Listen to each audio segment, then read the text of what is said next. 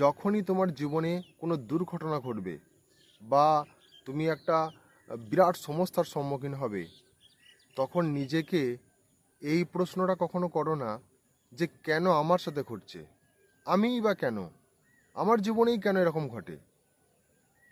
তার থেকে এই প্রশ্নটা করবে যে এই ঘটনাটা আমাকে কি শিক্ষা দিতে চাইছে।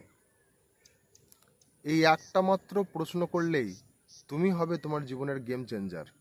আমরা অল্পতেই ভেঙে পড়ি, অল্পতেই আমরা ছোটোখাটো সমস্যার সম্মুখীন হতে চাই না।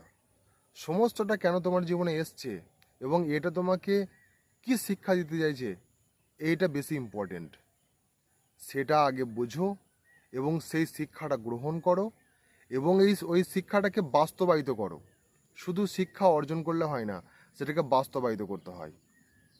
তাহলে তুমি যদি তোমার জীবনের গেম চেঞ্জার হতে চাও, অবশ্যই নিজের ধারণাটাকে একটু বদলাও। Thanks for watching.